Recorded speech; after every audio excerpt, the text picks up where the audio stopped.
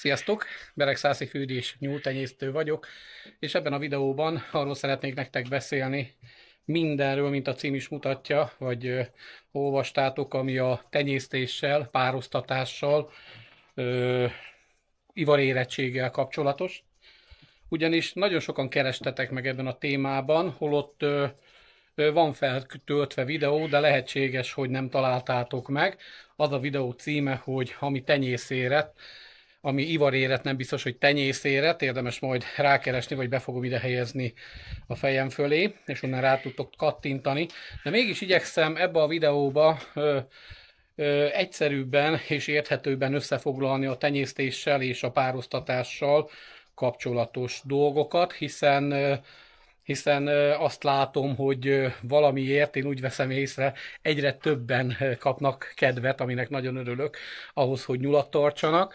Egyre többen kapnak kedvet ahhoz, és többen visszajeleztek, hogy ezt a videóim alapján, hogy fűrjet kezdjenek el tartani, aminek nagyon szívből örülök, és köszönöm szépen a visszajelzéseket, hiszen minden visszajelzés erősít abban, hogy amit csinálok, és ami a tervem volt, hogy miért is kezdtem el ezt a videózást, hogy ez sikeres legyen, és minél több embert motiváljak, hogy tényleg ne bolti mindenféle, bocsánat, hogy ezt mondom, szarokat egyen, hanem valódi étel kerüljön az ő és a családja asztalára.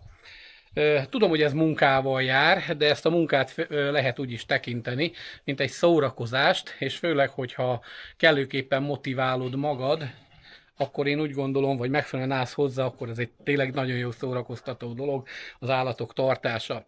Még így előjáróba elmondanám, én például mai napig nem tudok betelni a fűrjekkel. Pont tegnap kikelt egy újabb eresztés. Én így hívom őket eresztés, amikor például berakok 160 tojást a keltetőbe, most kikelt 118 darab, ami én elfogadható aránynak találok, és ugye betettem őket a bölcsőbe, és az első nap pont úgy néztek ki, így lehet rossz a párhuzam, amit húzok, de így lehet is meg fogjátok érteni, hogy miért vicsorogtam így ma reggel. Úgy néztek ki, mint a pici baba, amikor megszületik, és pólyásan a kezedbe adják, ilyen tehetetlen, ilyen akár, nem is tudom, ilyen elesett, kiszolgálni való, tehát így néztek ki a kis fűrjek is, és ma reggel jövök, adom nekik a friss vizet és a kaját, és azt látom, annyit növekedtek egyetlen egy nap alatt, mint hogyha, és újra párhuzamot hozok a kisgyerek között, mint hogyha tegnapi napos kisgyerek most az udvaron szaladgálna, és rá kellene szólnod, hogy ne szaladgálj annyit, fiam, mert összetöröd magad. Tehát így cikáztak oda-vissza a ketrecbe, és pillanatkat felmásztak a ketrecajtón, ahogy kinyitottam a bölcsőnek az ajtaját, és pillanatkat már ugrottak kifele a nagy semmibe, tehát nekem ez mindig csodálatos és örömmel tölti el a szívemet, úgy, mint minden esetben, amikor megszületnek a kisnyulak, vagy amikor kibújnak a fészekből, és még sorolhatnám. Tehát többféleképpen lehet hozzáállni, tehát visszatérve az eredeti témához, a nyulak pároztatása. Először is ugye minden esetben 2 nyúlra van szükség ahhoz, hogy pároztatni lehessen a nyuszikat, egy fiúra és egy lányra. Akárhogy is mostanában megy ez a genderféle politika, akkor is szükség van egy fiúra és egy lányra, anélkül nem megy. Nyulaknál is. Másik dolog, hogy többen kérdeztétek, hogy miért nem pározik az ivarérett nyula, vagy a tenyészérett nyula, illetve hogy parasztnyula van, és azt mikor lehet pároztatni. Először is bármilyen nyulad van, ebben az időszakban, tehát ilyen június és augusztus 30 között én az a kérésem, hogy ne pároztass.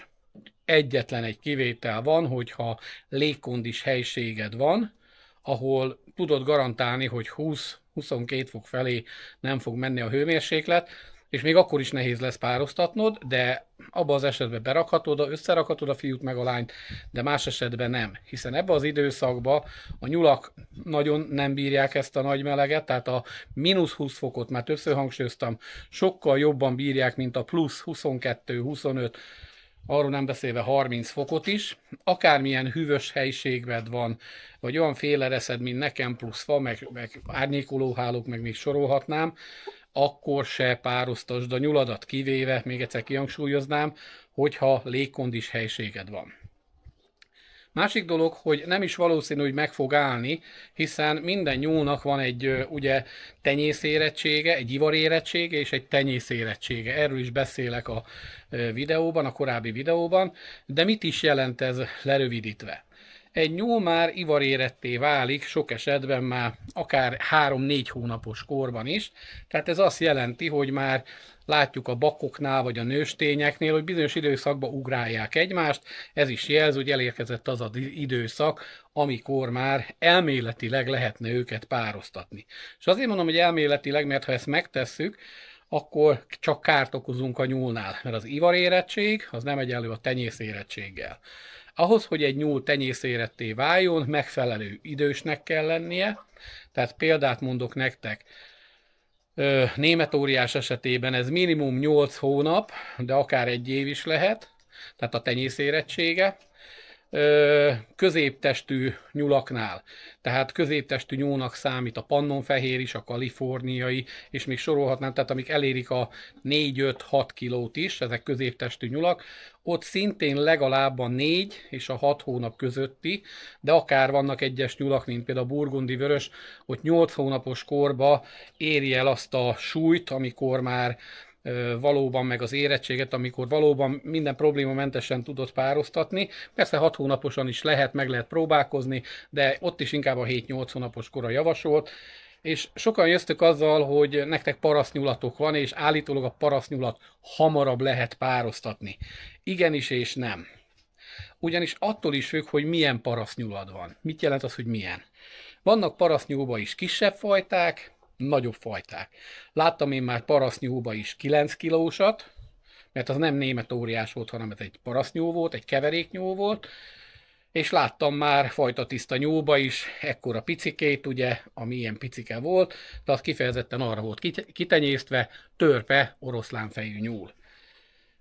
Tehát ezekre érdemes odafigyelni, tehát hogyha parasztnyulad van, tehát 2 dolgot vegyél figyelembe, nagy testű-e az anyja vagy kis testű, a másik, hogy milyen idős, sőt 3 dolgot, tehát minimum legyen 4-6 hónapos, és a harmadik dolog, amit vegyél figyelembe, tehát nem elég, hogy 4-6 hónapos, de ha középtestű a nyulad, akkor minimum legyen 4 kg, 3,5-4 kg, amikor összerakod a bakkal, és ez a bakra is értendő, ez a súlyhatár, és sőt a baknak még idősebbnek kell lenni, mint a nősténynek pároztatáskor, legalább 2 hónappal, de minimum 1-jel, de inkább a 2-vel.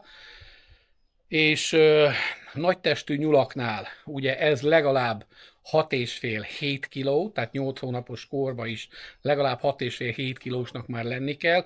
Hiába nagynak tűnik, hiába kövérnek tűnik. Ha 4 hónapos, például egy német óriás, vagy 5 hónapos, vagy 6 hónapos, ne tedd be, tönkreteszed. Meg fogja sínledni az anya, garantáltan, és ha jó pénzt adtál érte, nagy valószínűséggel elpusztulhat, vagy nem fog olyan szép utódokat világra hozni, amilyet világra hozhatna. Tehát ne siessd el. Nagyon fontos dolog az is, hogy mielőtt összerakjuk őket, ellenőrizzük le, hogy a baknak le-e süllyedt már mind a 2 heréje. Lehet az 5 hónapos, 6 hónapos is, attól még, vagy 8 hónapos is, ha megtapogatod a heréi helyét, főleg ilyenkor nyáron, és hát alig érzel valamit, akkor az még ott van fent ragadva, annak csüngeni kell. Volt egyszer egy ismerősöm, aki azt mondta, hogy nem lehet valami baja a nyúlnak, mert úgy hátul kicsüng a 2 nagy heréje. Hogy miért csüng, az nem lehet, hogy megszakította magát. Mondom, nem, ha nem üti, hiszen tudjuk azt, aki tanult biológiát, hogy férfiaknak is azért van ez a külsőleg a herék, mivel az hűteni kell. Más, mint a nőknek a felépítése. Tehát a bakoknál ugyanígy működik. Tehát ő hűti, jelen esetben nem kell tőle megijedni. Mi van még? Figyelni kell, a nemi szerveken nincs elváltozás. Tehát meg kell nézni, most nem tudom nektek fotókkal illusztrálni, de meg kell nézni több fiúnak is a fügykösét, és meg kell nézni a lányoknak is a nuniát, mármint és a nyulaknak a nuniánál, hogy nincs-e valamilyen kitüremlés rajta, és a többi, és a többi, és hogyha van, akkor azokat félre kell tenni. Vagy a fügykös méret nem úgy, vagy nézette nem úgy néz ki, mint egy átlagos, akkor ott is lehetséges, hogy baj van. És azokat a nyulakat ne nagyon rakjuk be pároztatni, vagy ha rakunk is, jegyezzük fel, és nézzük meg, hogy mi lesz a végeredmény. Következő, amire oda kell figyelni. Semmilyen szőrhullása, parazitája ne legyen a tenyészállatnak. Mert például a kokáért, hogyha pároztatás előtt nem veszed észre az, hogy fülsebes a te nyulad, és azt fogod észrevenni, hogy a nyúl rengeteg energiát fordít ezeken az atkáknak a leküzdésére, zavarja nagyon. Ezek az atkák rengeteg tápanyagot elszívnak tőle, és ami fontos, hogy ilyenkor maga ez megsínlik a benne lévő embriók, tehát nem fognak úgy fejlődni, olyan szépen fejlődni, és nem fognak majd, amikor megnőnek, olyan szépen ütemesen nőni, tehát ne akkor kezdjük el kezelgetni a nyuszikat, vagy a nyuszinkat, amikor már épp terhes, amikor már épp vemhes van, nem terhes, hanem vemhes, ugye ez a rendes szakszó rá. Többen kérdeztétek, és ezt is most megjegyzem újra ebbe a videóba, hogy szabad-e oltani a vemhes nyulakat. Ha még csak 1 hónapos a vemhes nyulad, és ki vagy esve az időből, tehát az az időszak van, tehát már ez a meleg időszak, amikor bármikor előjöhet a probléma, tehát a vírus vagy a pest is, akkor igen, oltsd be, de ha már több mint 1 hetes, tehát elérte legalább 10 napos az anyanyúl, nem szabad beoltani, mert elvetélhet, illetve a kisnyulak is megsínlethetik. Mikor szabad a kisnyulakat oltani? Szabad-e a kisnyulakat oltani? Igen, szabad, csak arra kell figyelni, hogy egy komponensű szert használjunk, mert a mostani szereknek a javarése 2 komponensű. Olvassátok el a leírást, ami rajta van, hiszen én arról beszélek, ami nálunk kapható, de nem tudom, hogy te nálad pont milyen kapható, mert lehet Erdélybe laksz, vagy nem tudom, Magyarországon élsz, vagy pedig lehetséges, hogy mert sokan vannak már Vajdaságból is, akik köszönöm szépen, hogy nézik a videóimat és követnek. Tehát minden helyen más és másféle vakcinát tudsz beszerezni, és azon konkrétan el kell olvasni, vagy ki kell kérni az állatorvos véleményét, hogy milyen időszakban szabad ezt beoltani, mennyi idős, vagy hány kilósnak kell lennie a nyúlnak ahhoz, hogy ez beadható legyen. És ezeket érdemes betartani. Azt is érdemes betartani, hogy általában minden esetben célszerű ismételni ezeket az oltásokat. Bizonyos időközönként ott szintén rá van írva, hogy milyen időközönként ezt célszerű betartani. Visszatérve még a pároztatásra. Ha sovány a nyulad, bármilyen idős, ne pároztasd. Azért se pároztasd most nyáron, mert ilyenkor jön a vedlési időszak, még erre is visszautalok. Ilyenkor már beindul, főleg az idősebb nyulaknál a vedlés, és azt fogod észrevenni, hogy ahol már megkezdődött a vedlés, tehát az a nyulat több mint 8 hónapos, mikor elérte a nyári időszakot, tehát valamikor még tavaly, október-november körül született, vagy még azelőtt, akkor azt fogod észrevenni, hogy ő most vedleni fog. Például nekem már most a ketrecekben rengeteg helyen, ahol idősebb nyulak vannak, tele van szőrrel. Már megkezdte a vedlést, tehát készül felfel a tére.